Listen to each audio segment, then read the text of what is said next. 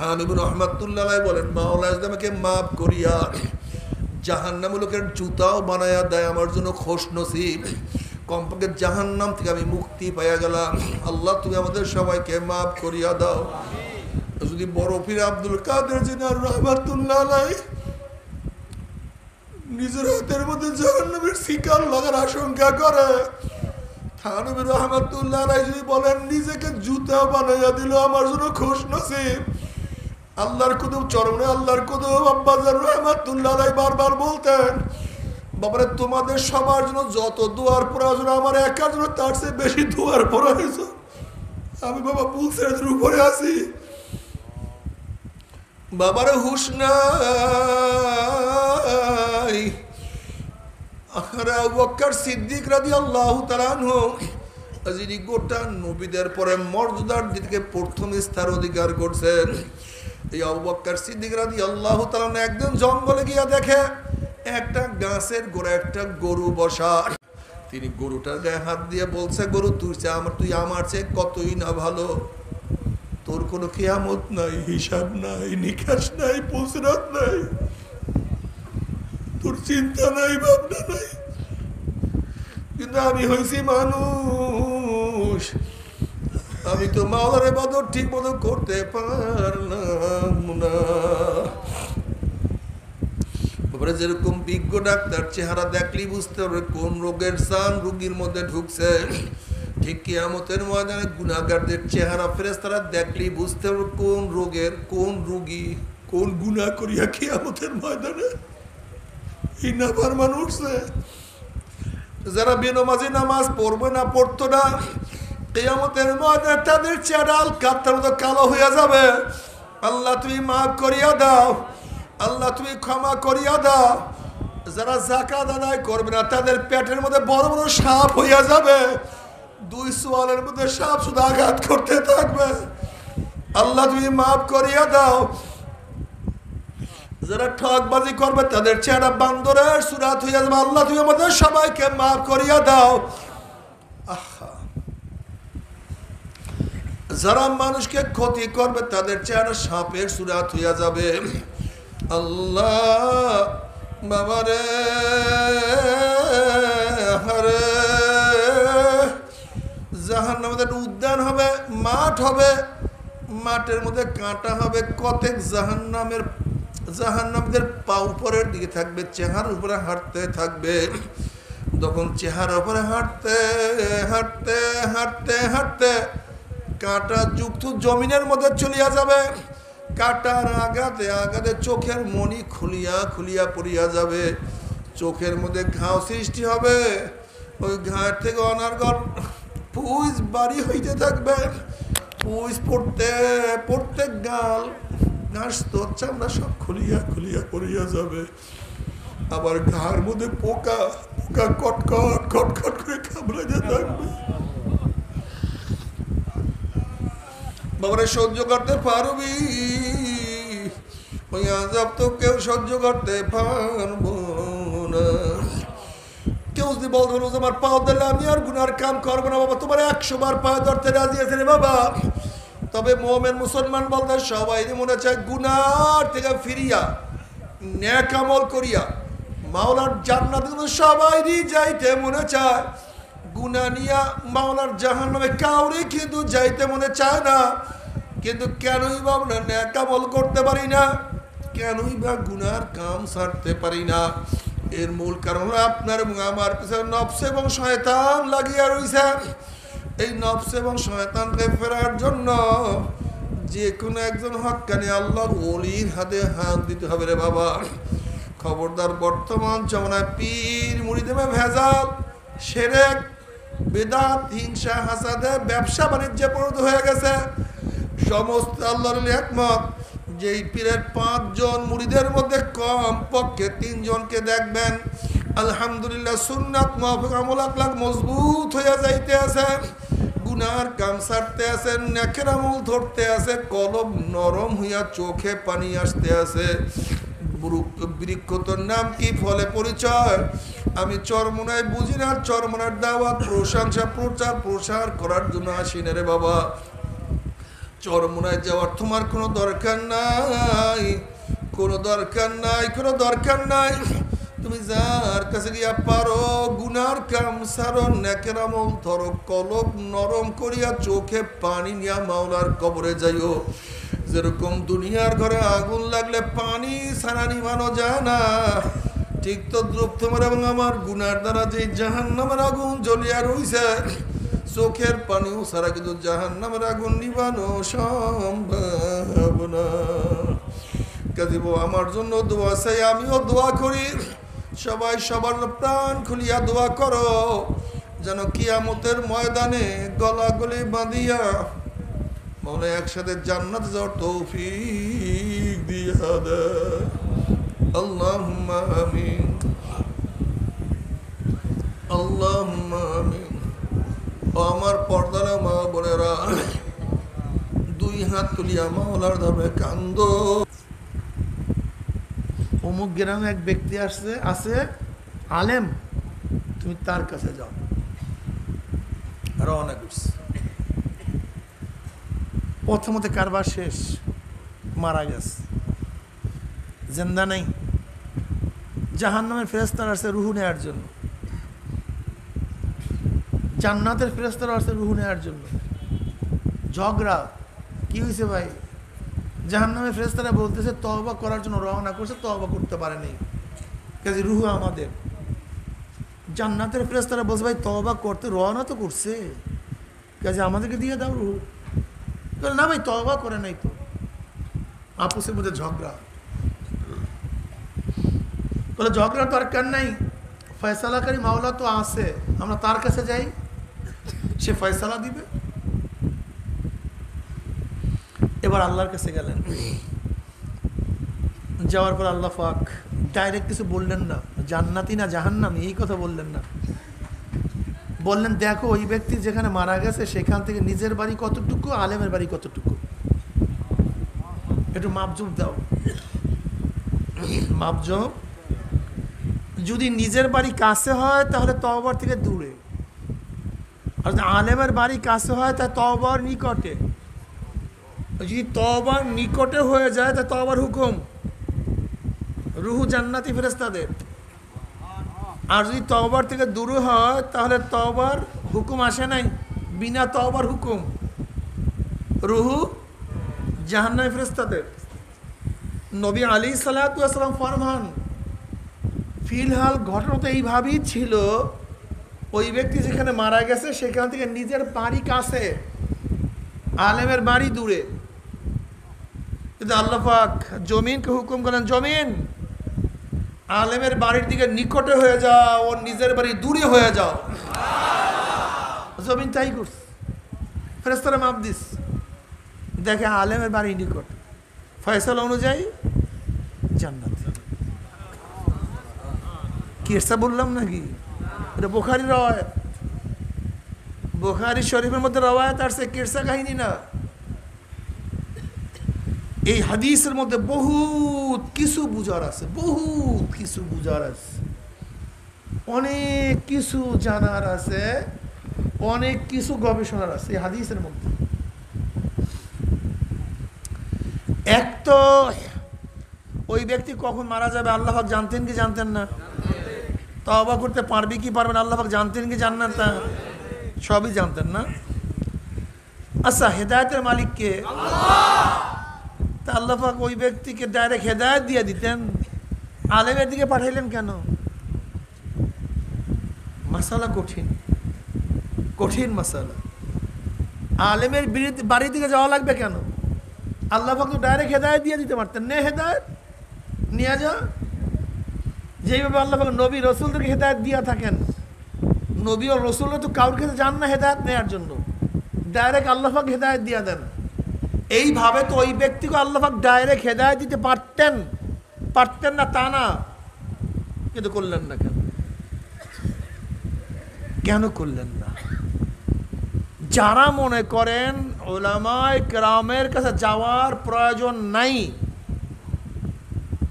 আমি তাদেরকে হাদিসের থেকে জবাব দিতে চাই। যদি ওই ব্যক্তিকে আল্লাহ পাক হেদায়েত দিয়ে দিতেন তাহলে আপনি এবং আমি এটা দলিল গ্রহণ করতাম যেমন ওই ব্যক্তি কাউর কাছে না গিয়েও হেদায়েত পেয়ে গেছে, যে আমাদেরকেও কারোর কাছে যাওয়া লাগবে না, আল্লাহ পাক ডাইরেক্ট আমাদেরকে হেদায়েত দিয়ে দিবে। কাজে আজকে কেউ মাহফিলে আসতেন না, একজনও আসতেন না, একজনও মাহফিলে আসতেন না। আপনারা বলতেন ওই ব্যক্তিকে যেরকম ঘরের মধ্যে আল্লাহ পাক হেদায়েত দিয়ে দিছে, হেদায়েত পাঠাইয়া দিছে, আমি কেন হাঁটিয়া কষ্ট করিয়া দোকান বন্ধ করিয়া ব্যবসা বন্ধ করিয়া রাত্রি উজাগার করিয়া খানা দানা বন্ধ করিয়া আমি কেন মাহফিলে যাব? ওই ব্যক্তিকে আল্লাহ পাক যখন হেদায়েত দিয়ে দিছে, আমাকে আল্লাহ হেদায়েত পাঠায় দাও। বুঝেন নাই? এর জন্য আল্লাহ পাক তাকে খাটনি করাইছেন, চেষ্টা করাইছেন। কারণ আল্লাহ পাক কি বলেন? আল্লাযীনা জাহাদু ফীনা লানাহদিয়ান্নাহুম সুবুলানা, আমাকে পাওয়ার জন্য যারা সাধনা করবা, চেষ্টা করবা, আমাকে পাওয়ার একটা রাস্তা না, আমাকে পাওয়ার জন্য, হেদায়েত পাওয়ার জন্য রাস্তায় হাঁটবা, চেষ্টা করবা, শুধু আমাকে পাওয়ার একটা রাস্তা না, সাবিলের বহু বচন সুবুল, আমার দিকে অগ্রসর হবি, কষ্ট করবি, আমি বহুত রাস্তা তোমার সামনে উন্মোচন করে দেব, খুলে দেব হেদায়েতের রাস্তা। তোমার কাজ চেষ্টা করা, আমি মাওলার কাজ হেদায়েত দেওয়া। কথাটা বুঝতে পারছি? তা আমাদের দরকার কি? জোরে বলেন কি? এই চেষ্টা করছেন, এই আসছেন, এই বসছেন, এই কষ্ট করতেছেন, এর নাম চেষ্টা, এর নাম সাধনা, এর নাম সাধনা ছাড়া হবে না। সাধনা ছাড়া কৃষক ভালো ফসল করতে পারে না, সাধনা ছাড়া ছাত্র ভালো রেজাল্ট করতে পারে না, সাধনা ছাড়া পদোন্নতি হয় না, সাধনা ছাড়া বড় ধনী হওয়াও। মা যদি আমার জন্য সাধনা না করতেন, আমি দুনিয়ার মুখ দেখতাম না। একটা বীজ যদি তার অঙ্কুরের জন্য সাধনা না করত, তাহলে কোনোদিন অঙ্কুর দুনিয়াতে উঠত না। সাধনা ছাড়া কোনো কিছুই হয় না। যে ব্যক্তি সাধনা করে, যেই জিনিসের জন্য সাধনা করে, ওই জিনিসে অর্জন করতে পারে। ঠিক যেই ব্যক্তি আমার মাওলাকে পাওয়ার জন্য সাধনা করবে, সে আমার মাওলাকে অর্জন করতে পারে। সাধনা ছাড়া হবে না। যার সাধনা যেই পরিমাণ, তার রেজাল্ট সেই পরিমাণ। যে ব্যক্তি সি পাওয়ার জন্য সাধনা করে, সে কি পায়? না এ প্লাস, এ গোল্ডেন প্লাস পায়। যে বির জন্য সাধনা করে বি, যে এর জন্য সাধনা করে এ, যে গোল্ডেন এ প্লাসের জন্য সাধনা করে সে গোল্ডেন এ প্লাস পায়। যে ব্যক্তি জান্নাতুল ফেরদাউসের জন্য সাধনা করবে, সে জান্নাতুল ফেরদাউস পায়। শোনেন, খুব ভালো মতো বুঝেন। দুনিয়ার সরকারের দুইটা নিয়ম। কয়টা নিয়ম? একটা হলো বালাখানার নিয়ম, আর হলো জেলখানার নিয়ম। কি নিয়ম? তুমি ভালো রেজাল্ট করো, বিসিএস ক্যাডার হও, চাকরি নাও, তোমার জন্য ডাক বাংলা, তোমার জন্য বালাখানা, সামনে ফুলের বিশাল বাগান, গেটের দারোয়ান, মার্সিডিজ, পাজেরো, ল্যামোজিন গাড়ি, সম্মান ইজ্জাতের কোনো অভাব নেই। নাকি ভুল বললাম ভাই? আর একটা হলো জেলখানা, আর একটা কি? জেলখানা। বালাখানায় উঠতে কোনো কষ্ট লাগে না, আর জেলখানায় যেতে খুব কষ্ট লাগে। কথা বলে, বালাখানায় উঠতে কোনো কষ্ট লাগে না, জেলখানায় যেতে তুমি শুধু একটা মাথায় রাগ উঠছে, একজনের মাথার মধ্যে একটা বাড়ি দিয়ে দাও, বাস, আর কিচ্ছু লাগবে না। হ্যাঁ, পুলিশ খুঁজিয়ে তোমাকে ঢুকাইয়া দেবে জেলখানায়। খালি রাগ উঠছে একটা মাথার মধ্যে, পুলিশ, সিআইডি, ডিআইবি, এনএসআই, 14 গোষ্ঠী তোমাকে খুঁজিয়া এরপর জেলখানায় ঢুকাইয়া দেবে। কিন্তু ওই বাংলোরে উঠতে গেলে, বালাখানায় উঠতে গেলে, রাত্রে উজাগার করতে করতে করতে করতে করতে করতে গাল ভিতরে ঢুকে গেছে, চক্ষু ভিতরে, বেড়ানো নাই, খেলাধুলা নাই, কিচ্ছু নাই। ওরে কষ্ট রে, সাধনা রে, কোনো শেষ। এরপরে জোরে বলেন, ঠিক জাহান্নামে যাইতে গেলে কোনো চেষ্টা নাই, কোনো সাধনাই নাই, নামাজ পড়তে মনে চায় না, শুয়ে থাকো। রোজা রাখতে মনে চায় না, ভাঙ্গিয়া ফেলাও। দাড়ি করতে মনে চায়, কাটিয়া ফেলাও। বেপর্দা চলতে মনে চায়, চলতে থাকো। মদ পান করতে মনে চায়, ডিব্বা বড়িয়া খাইতে থাকো। গাঁজা টানতে মনে চায়, যত বড় ঠানিয়া লোড হয়ে থাকো, কোনো টেনশন নেই। জাহান্নামের ফেরেশতারা খুঁজিয়া তোমাকে পান দিয়া সান দিয়া এরপরে জেলখানায় ঢুকাইয়া দেবে। যাও।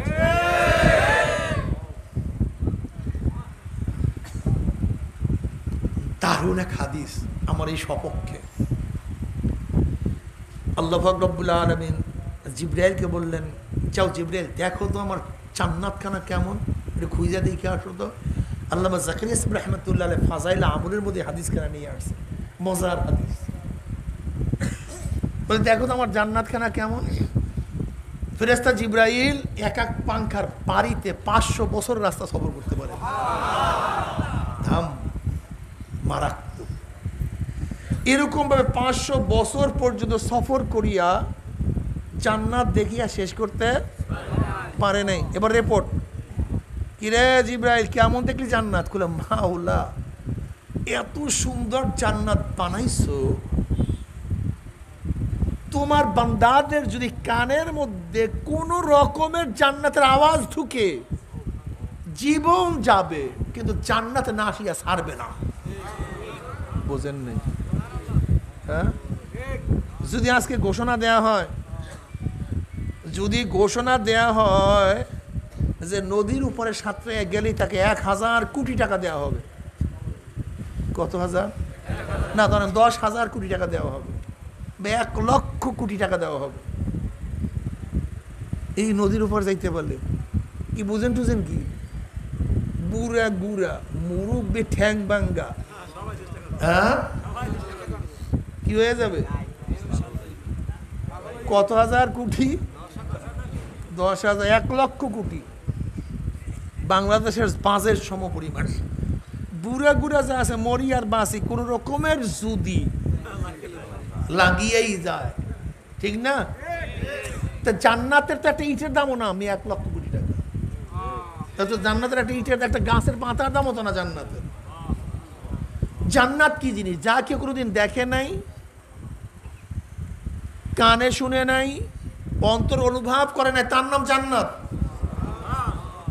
এ তো জান্নাতের যা নমুনা কোরআন হাদিসের মধ্যে আসছে, আপনার আমার জেহেন অনুযায়ী, আকল অনুযায়ী আল্লাহ পাক বয়ান করছেন, নবী বয়ান করছেন।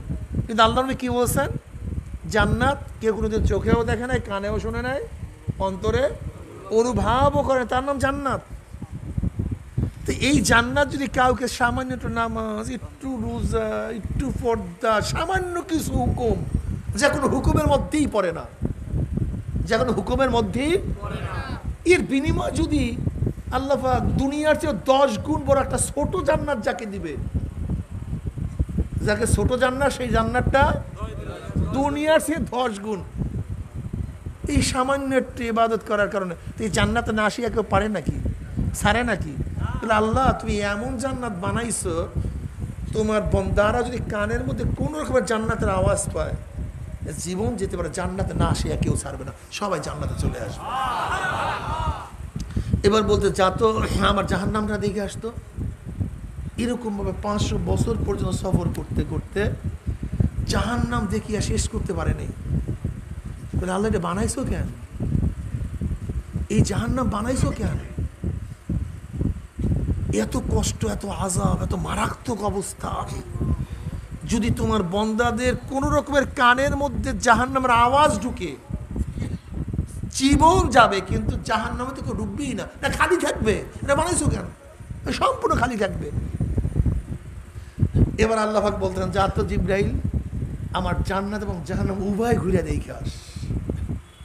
এবার জিবরাইল আলাইহিস সালাতু ওয়াস সালাম জান্নাতের কাছে যখন গেছেন, গিয়া দেখেন কাঁটার বেড়া দেয়া।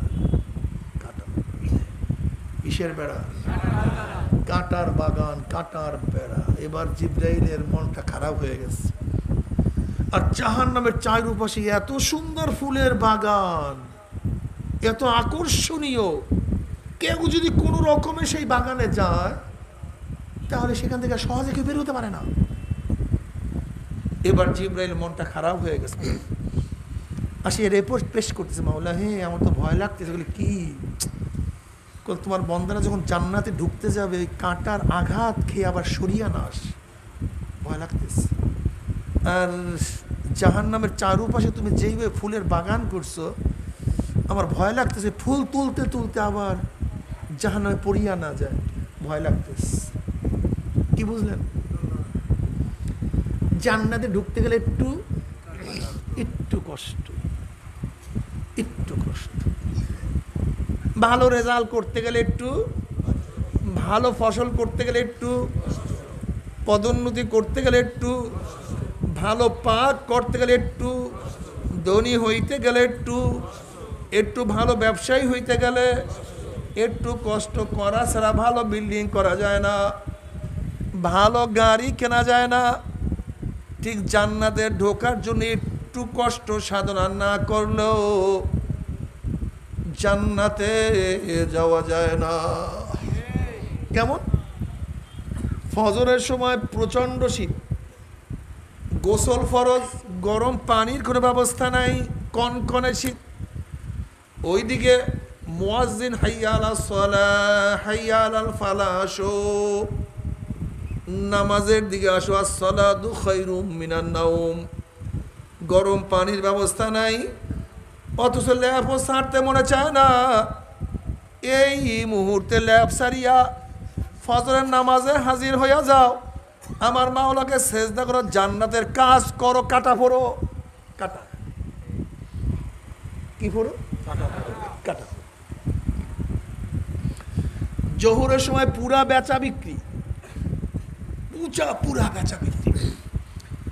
জোহরের সময় পুরা বেচা বেশি লাগছে, প্রচণ্ড গরম, এই মুহূর্তে একটু শুইতে মনে চায়, কিন্তু না, দোকান বন্ধ করো, রিক্সা বহন করতে আসো, ঠেলা গাড়ি বহন করতে আসো, চাকরি করতে আসো, মালিক বলছে জোহরের সময় তুমি নামাজ পড়তে পারবা না। আহা, কত পুলিশ বাবাদেরকে দেখি, কত পুলিশ বাবাদেরকে দেখি জুমার সময় ডিউটি,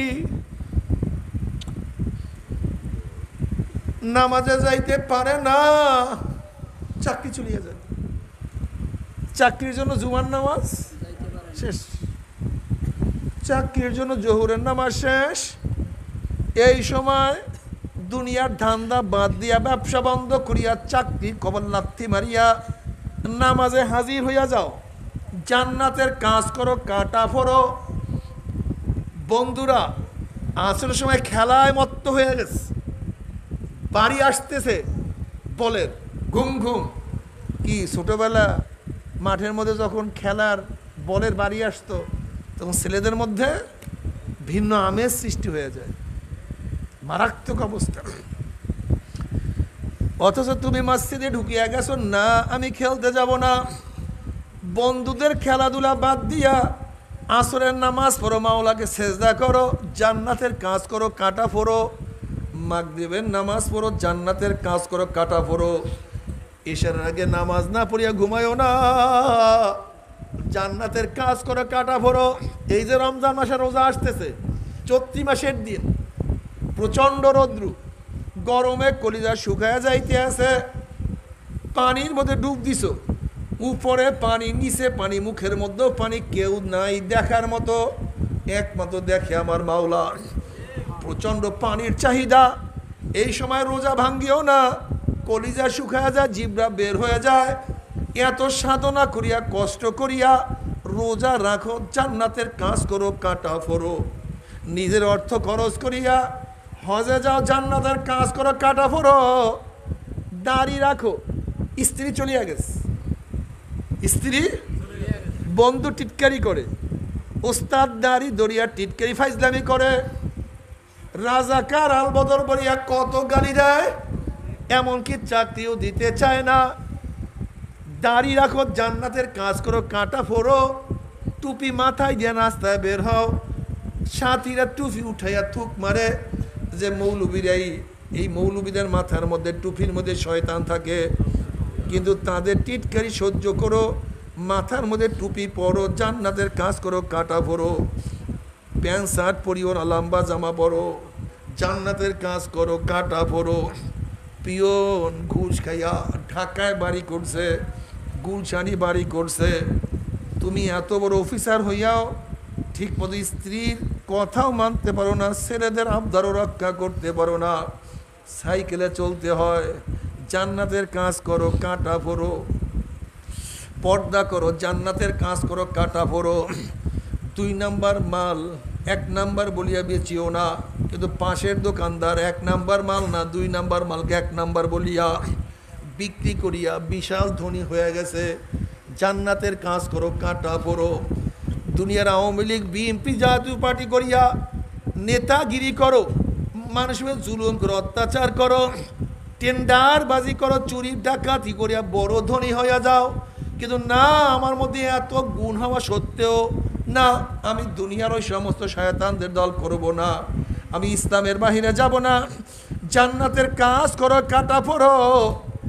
কাটা ফোড়তে ফোড়তে ফোড়তে ফোড়তে যখন কাটার বেড়া শেষ হয়ে যাবে, মৃত্যু বিছানা আসার খাইয়া পড়িয়া যাবা, আমার মাওলার ডাক দে ফেরেস্তারে, আমার যুবক, আমার মুরব্বী, আমার মহিলা এত সাধনা করিয়া কোন জান্নাত কামের, খবরদার ওই জান্নাত খানা না দেখাইয়া রুহ কবজ করবি না। দেখ এত সাধনা করিয়া কোন জান্নাত কামাই করছে।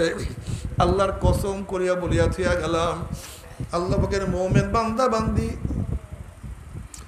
যখন মৃত্যু বিছানা আসার খাইয়া পড়িয়া যাবে, হঠাৎ স্বপ্নের মধ্যে দেখতে ওরা জান্নাতের দরজাগুলি টাচ টাচ করিয়া খুলিয়া গেছে।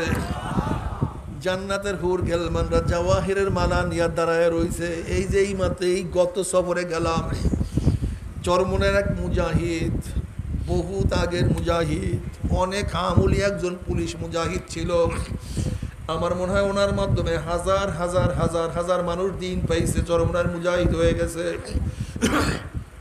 এখনো তার ভিডিও আমাদের কাছে আছে, বেহুশ, অক্সিজেন লাগানো, হুশ নাই, কিন্তু দেখি জবানটা জারি, জিকিরে জারি চলতেই আছে, অটোমেটিক চলতে আছে, এখনো ভিডিও আমাদের কাছে আছে। মৃত্যুর আগে ছেলেদেরকে বলে সরো সরো, জায়গা দাও, আমাকে এইখান থেকে সরা, ঢুকতে পারে না, হসপিটাল থেকে আমাকে নিয়ে যাও। সেখানে ছবি ছিল, ওরা ঢুকতে পারে না, জলদি আমাকে সরাও। এইবার মাহফিলে এই ঘটনা আমি বলছিলাম, বাবা তাদের ছেলেদের সাথে এবার কুমিল্লা যখন সবার কাছে দেখা হয়ে গেছে, আমাকে জলদি সরাও, ওরা ঢুকতে পারে না। তাতানাজ্জালু আলাইহিমুল মালাইকাতু আল্লা তাখাফু ওয়া লা তাহজানু। কোরআনের মধ্যে আসছে, আল্লাহ পাকের মুমিন বান্দা বান্দা যখন মৃত্যু আসার খেয়া পড়িয়া যাবে, ফেরেশতারা তার সামনে হাজির হয়ে যাবে, বলবে আল্লাহ তাখাফু ওয়া লা তাহজানু, আল্লাহ পাকের বান্দা কোনো ভয় নাই, কোনো চিন্তা নাই। এত সাধনা করিয়া কোন জান্নাত কামাই করছো? ওই যে সেই জান্নাত, ওই জান্নাত দেখার সাথে সাথে আল্লাহ পাকের মুমিন বান্দা বান্দি রুহটা পাগলের মতো জান্নাত থেকে দৌড় মারবে। কখন যে শরীরের থেকে রুহ বাইর হয়ে যাইবে, আল্লাহ পাকের মুমিন বান্দা বান্দি কোনো কিছু টেরো করতে পারবে না। আল্লাহ তুমি কবুল করিয়া না, আল্লাহ তুমি কবুল করিয়া না। কিন্তু আমার বেনামাজি বাবারা ল্যাপ মুড়া দিয়া ঘুমাইয়া যাও, কম্বলের মধ্যে থাকো, আরামে ঘুমাইতে থাকো, ফজরের নামাজ পড়িও না, জাহান্নামের কাজ করো, ফুল তোলো। জোহরের নামাজ পড়িও না, জাহান্নামের কাজ করো, ফুল তোলো। আসরের নামাজ পড়িও না, জাহান্নামের কাজ করো, ফুল তোলো। মাগরিব এশার নামাজ পড়িও না, জাহান্নামের কাজ করো, ফুল তোলো। ধনী হইয়াও হজ যাকাত আদায় করবা না, যাকাত ঠিক মতো দিবা না, মানুষকে দান করবা না, হজ করবা না, জাহান্নামের কাজ করো, ফুল তোলো। দাড়ি কাটো, জাহান্নামের কাজ করো, ফুল তোলো। মদ পান করো, গাঁজাইয়া বাসেবন করো, জাহান্নামের কাজ করো, ফুল তোলো। বেপর্দা জেনার মধ্যে লিপ্ত হইয়া যাও, জাহান্নামের কাজ করো, ফুল তোলো। আল্লাহ মাফ করিয়া দাও। সুদ ঘুষ খাও, জাহান্নামের কাজ করো, ফুল তোলো। দুনিয়ার দল করিয়া নেতামি করতে থাকো, জাহান্নামের কাজ করো, ফুল তোলো। ফুল তুলতে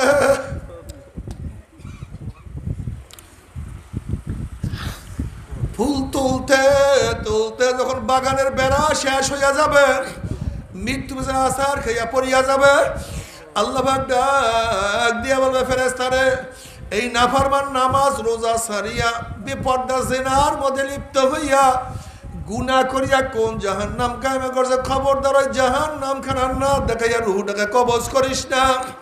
আল্লাহর কসম করিয়া বলিয়া থুইয়া গেলাম, নাফরমান বদমাশ বেঈমান হঠাৎ স্বপ্নের মধ্যে দেখতে পারবে জাহান্নামের দরজাগুলি টাস টাস করে খুলিয়া গেছে, জাহান্নামের আগুন ধাউ ধাউ ধাউ ধাউ করে জ্বলতে আছে, রুহটা থরথর থরথর করে কাঁপতে থাকবে, 360টা মুকামে রুহটা দৌড়াদৌড়ি করতে থাকবে। আজরাইল আলাইহিস সালাতু ওয়াস সালাম গোসা হইয়া রুহটার পরে এমন জোরে থাবা মারবে, থাবার জোরে কলিজার রগগুলি সিরিয়া সিরিয়া নিয়ে যাইবে। এই দুনিয়াতে তোমাকে আমাকে আর কেউ রাখতে পারবে না। আল্লাহ আল্লাহ তুমি আমাদের সবাইকে মাফ করিয়া দাও। তারপরে সাধক হও, সাধক হও, সাধনা করো। রমজান মাস আসতে আছে, আজকের থেকে নিয়ত করিয়া ফেলাও, আজকে থেকে নিয়ত করিয়া বলাও, জীবন যা কার থাক, একটা রোজা আমি ভাঙবো না ইনশাআল্লাহ। কি রাজি আছি না সবাই ইনশাআল্লাহ? কে কে নিয়ত করবো? নারায়ে তাকবীর। আল্লাহ তুমি কবুল করিয়া নাও, আল্লাহ তুমি কবুল করিয়া নাও। হে আমার মুরব্বী বাবারা, জীবনে বহুত রোজা ভাঙছো, এবার নিয়ত করো জীবন যাক রোজা ভাঙবো না। যুবকটা নিয়ত করো না, আমি রোজা ভাঙবো না। কারণ নবী আলাইহিস সালাতু ওয়াস সালাম ফরমান, ওই হায়াত সবচেয়ে উৎকৃষ্ট হায়াত, যে হায়াত লম্বা হবে নেকও বেশি হবে, ওই হায়াত সর্বশ্রেষ্ঠ হায়াত। আর ওই হায়াত সবচেয়ে নিকৃষ্ট হায়াত, যে হায়াত লম্বা হবে তার মধ্যে গুনাহও বেশি হবে। আল্লাহ তুমি মাফ করিয়া দাও। বাবারে আল্লাহ না করুক, মাওলাকে রাজি খুশি করিয়া যদি মাওলার কবরে না যাও, যদি রাজি খুশি না করিয়া মাওলার কবরে যাও, ওই কবর কবর থাকবে না, কবরটা জাহান্নামের বাগান হইয়া যাবে। আল্লাহ তুমি আমাদের সবাইকে মাফ করিয়া দাও। নবী আলাইহিস সালাতু ওয়াস সালাম হাদিস বয়ান করেন, কোন কোন নাফরমানের কবরের দুই পাশের মাটি এত জোরে চাপ মারবে, চাপের সরে এক পাঁজরের হাড়ি আর এক পাঁজরে লাগাইয়া ফেলাইবে। এই হাদিস বয়ান করার সময় আল্লাহ নবী দুই হাতকে একত্রিত করিয়া এক আঙ্গুলের মধ্যে আর এক আঙ্গুল ঢুকাইয়া বলেন, এইভাবে একত্রিত করিয়া ফেলাইবে। নবী আলাইহিস সালাতু ওয়াস সালাম একদম যুবকদের নিকট থেকে রওনা করছেন। দেখেন যুবকরা হাসি তামাশার মধ্যে লিপ্ত। নবী আলাইহিস সালাতু ওয়াস সালাম বলেন, হে যুবকরা, নিশ্চয়ই তোমরা কবরের কথা ভুলিয়া গেছো। এ যুবক, তোমরা কি জানো কবর প্রতিদিন ডাক দিয়া কি বলে? এ যুবক শোনো, কবর প্রতিদিন ডাক দিয়া বলে, এ গোটা দুনিয়ার মানুষ, আনা বাইতুল ওয়াহদা, আমি একা একির ঘর, খবরদার মাওলাকে সাথে না নিয়ে কেউ আমার কাছে আসিও না। আনা বাইতুল যুলমা, আমি অন্ধকারের ঘর, খবরদার বাতির ব্যবস্থা না করিয়া কেউ আমার কাছে আসিও না। আনা বাইতুল ওয়াহশা, আনা বাইতুদ দুর, আমি পোকা মাকড়ের ঘর, আমি সাপ বিচ্ছুর ঘর, খবরদার খবরদার পূর্তিকার না নিয়া কেউ আমার কাছে আসবে না। আল্লাহ আল্লাহ তুমি আমাদের সবাইকে মাফ করিয়া দাও। এই কবরের মধ্যে হাজার হাজার হাজার বছর থাকতে হবে, এরপর আল্লাহ পাক কিয়ামতের ময়দান কায়েম করবে। আল্লাহ পাক কালামে পাকের মধ্যে ফরমান, ইউরাফুল মুজরিমুনা বিসীমাহুম ফায়ুখাযু বিন-নাওয়াসি ওয়াল আকদাম। যেরকম বিজ্ঞ ডাক্তারের কাছে রোগী যাওয়ার পরে ডাক্তার রোগীর চেহারা দেখলেই বুঝতে পারে কোন রোগের জার্ম রোগীর মধ্যে ঢুকছে, ঠিক কিয়ামতের ময়দানে গুনাহগারদের চেহারা দেখলেই ফেরেশতারা বুঝতে পারবে কোন ধরনের গুনাহ করিয়া নাফরমান কিয়ামতের ময়দানে উঠছে। বাবারে তোমার মধ্যে আমার মধ্যে মাওলার কোনো ভয় নাই। এক আল্লাহর ওলি ঘুম থেকে ওঠার পরে আয়না দেখতেন, তার শাগরেদরা প্রশ্ন করতে, হযরত আপনি ঘুম থেকে ওঠার পরে কেন আপনি আয়না দেখেন? বলে বাবারে আমার ভয় হয় আমার গুনার কারণে মাওলাকে আমার চেহারা আবার পরিবর্তন করিয়া দিল নাকি।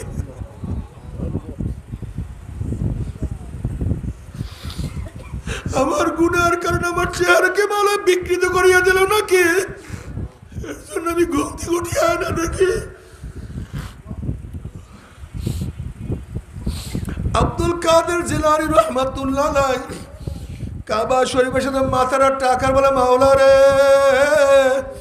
কিয়ামতের ময়দানে যদি আব্দুল কাদেরের হাতের মধ্যে জাহান্নামের শিকল লাগাইয়া দাও, তাহলে আমাকে অন্ধ করিয়া উঠাইও। দুনিয়ার মানুষ আমাকে কত শ্রদ্ধা কত সম্মান করে, আর যদি কিয়ামতের ময়দানে হাতের মধ্যে জাহান্নামের শিকল লাগিয়া যায়, ওই লজ্জা তো আমি সহ্য করতে পারবো না।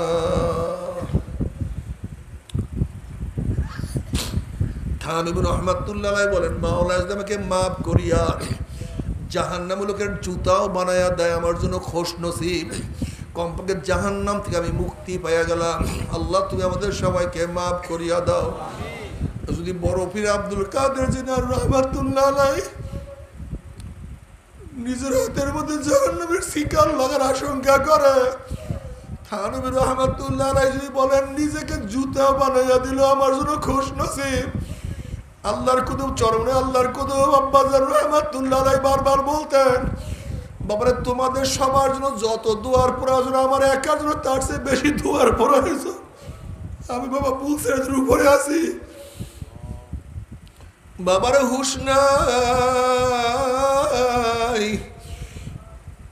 আবু বকর সিদ্দিক রাদিয়াল্লাহু তাআলা আনহু যিনি গোটা নবীদের পরে মর্যাদার দিকে প্রথম স্থান অধিকার করছেন, এই আবু বকর সিদ্দিক রাদিয়াল্লাহু তাআলা একদিন জঙ্গলে গিয়া দেখে একটা গাছের গোড়ায় একটা গরু বসা।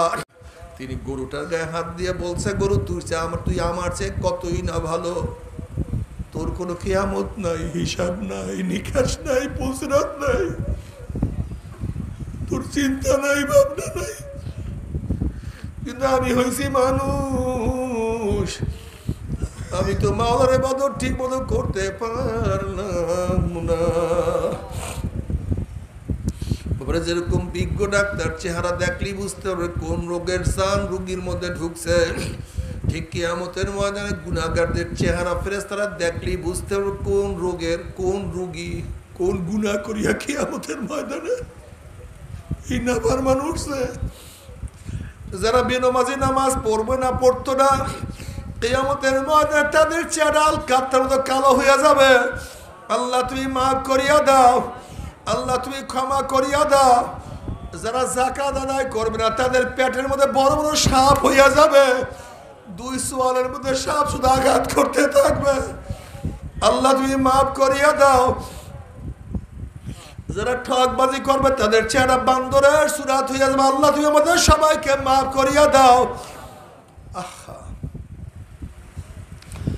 যারা মানুষকে ক্ষতি করবে তাদের চেহারা সাপের সুরাত হইয়া যাবে। আল্লাহ বাবারে হরে জাহান্নামের উদ্যান হবে, মাঠ হবে, মাঠের মধ্যে কাঁটা হবে, কতেক জাহান্নামদের পা উপরের দিকে থাকবে, চেহারার উপরে হাঁটতে থাকবে। তখন চেহারার উপরে হাঁটতে হাঁটতে হাঁটতে হাঁটতে কাঁটা যুক্ত জমিনের মধ্যে চলিয়া যাবে। কাঁটার আঘাতে আঘাতে চোখের মণি খুলিয়া খুলিয়া পড়িয়া যাবে, চোখের মধ্যে ঘাও সৃষ্টি হবে। ওই ঘাট থেকে অনার্গল পুঁজ বাড়ি হইতে থাকবে, পুঁজ পড়তে পড়তে গাল ঘাস তোর চামড়া সব খুলিয়া খুলিয়া পড়িয়া যাবে। আবার ঘাড় মধ্যে পোকা পোকা কটকট কটকট করে কামড়াইতে থাকবে। বাবারে সহ্য করতে পারবি? ওই আযাব তো কেউ সহ্য করতে পারবো না। কেউ যদি বলতো রোজ আমার পাও দিলে আমি আর গুনার কাম করবো না বাবা, তোমার 100 বার পায়ে ধরতে রাজি আছে রে বাবা। তবে মুমিন মুসলমান বলতে সবাই মনে চায় গুনার থেকে ফিরিয়া নেক আমল করিয়া মাওলার জান্নাতে সবাইরই যাইতে মনে চায়। গুনাহ নিয়া মাওলার জাহান্নামে কাউরে কিন্তু যাইতে মনে চায় না। কিন্তু কেনই বা আমরা নেক আমল করতে পারি না, কেনই বা গুনার কাম ছাড়তে পারি না? এর মূল কারণ হলো আপনার এবং আমার পিছনে নফস এবং শয়তান লাগিয়া রইছে। এই নফস এবং শয়তানকে ফেরার জন্য যে কোনো একজন হক্কানি আল্লাহর ওলির হাতে হাত দিতে হবে রে বাবা। খবরদার, বর্তমান জমানায় পীর মুরিদেমে ভেজাল, শিরক, বিদআত, হিংসা, হাসাদে ব্যবসা বাণিজ্যে পরিণত হয়ে গেছে। সমস্ত আল্লাহর একমত যে এই পীরের 5 জন মুরিদের মধ্যে কম পক্ষে 3 জনকে দেখবেন আলহামদুলিল্লাহ সুন্নাত মুআফিক আমল আখলাক মজবুত হয়ে যাইতে আছে, গুনার কাম ছাড়তে আছে, নেকের আমল ধরতে আছে, কলব নরম হইয়া চোখে পানি আসতে আছে। বৃক্ষতর নাম কি, ফলে পরিচয়। আমি চরমনায় বুঝি না, চরমনার দাওয়াত প্রশংসা প্রচার প্রসার করার জন্য আসি না রে বাবা। চরমনায় যাওয়ার তোমার কোনো দরকার নাই, কোনো দরকার নাই, কোনো দরকার নাই। তুমি যার কাছে গিয়া পারো গুনার কাম সারো, নেকের আমল ধরো, কলব নরম করিয়া চোখে পানি নিয়া মাওলার কবরে যাইও। যেরকম দুনিয়ার ঘরে আগুন লাগলে পানি ছাড়া নিভানো যায় না, ঠিক তো দ্রুপ তোমার এবং আমার গুনার দ্বারা যে জাহান্নামের আগুন জ্বলিয়া রইছে, চোখের পানিও ছাড়া কিন্তু জাহান্নামের আগুন নিভানো সম্ভব না। কাজীব আমার জন্য দোয়া চাই, আমিও দোয়া করি। সবাই সবার প্রাণ খুলিয়া দোয়া করো যেন কিয়ামতের ময়দানে গলাগলি বাঁধিয়া মনে একসাথে জান্নাত যাওয়ার তৌফিক দিয়া দেয়। আল্লাহুম্মা আমিন, আল্লাহুম্মা আমিন। ও আমার পর্দার মা বোনেরা, 2 হাত তুলিয়া মাওলার ধামে কান্দো আর মাওলার কাছে মাপ চাও। কান্না না আসলে মনের বুঝারে মন। একদিন এই ঘরের দরজা দিয়ে নতুন বউ হইয়া উঠছিল রে মন। কত মেয়ে লোকে শরবত খাওয়াইছে, কত মেয়ে লোকে বাতাস করছে। আবার একদিন এই ঘরের দুয়ার দিয়া মরালা শুয়ে বাইর হব। ছেলে কানবে মামা করে, মেয়ে কানবে মামা করে, ওরে মান জবাব তোমার দিব আল্লাহ। আল্লাহ কত আলেম ওলামা দিনে হাত তুললাম রে মাওলা। আল্লাহ কত সাদা দাড়িওয়ালা ভাইদেরকে নিয়ে হাত তুললাম রে মাওলা। আল্লাহ কত বেগুনা না বলে তালবি আলেম ভাইদেরকে নিয়ে হাত তুললাম রে মাওলা। আল্লাহ কত জাকিরিন শাকিরিন তোমার খাস খাস বন্দাদেরকে নিয়ে হাত তুললাম রে মাওলা। আল্লাহ আমি তো গুনাহগার, আমার দিকে না তাকাইয়া তোমার যেই বন্দার হাত পছন্দ হয় তার উসিলে আমাদের সবাই গুনাহ খাতা মাফ করে দাও। আল্লাহ মাফ করবাই না, ক্ষমা করবাই না, তাহলে তোমার বন্দার এখানে কেন আসছে? আমরা দুনিয়া পাওয়ার জন্য আসি নাই, দুনিয়া চাওয়ার জন্য আসি নাই। কেউ নামাজ কাজা করিয়া ফেলাইছে, রোজা সারিয়া দিছে, বেপরদা জিনার মধ্যে লিপ্ত হইয়া গেছে, কেউ হারাম কবিরা গুনাহ করিয়া ফেলাইছে, আমরা জাহান্নামের কাজ করিয়া ফেলাইছি।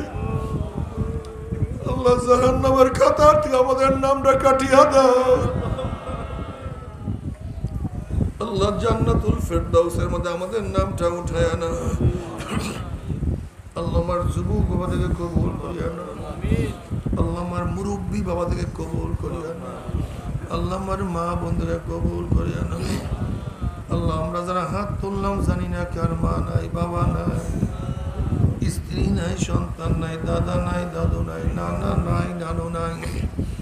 আল্লাহ যত মুমিন মুমিনাত, যত মুজাহিদরা কবরে শুয়ে রয়েছে সবাই কবরে আযাবকে মাফ করে দাও।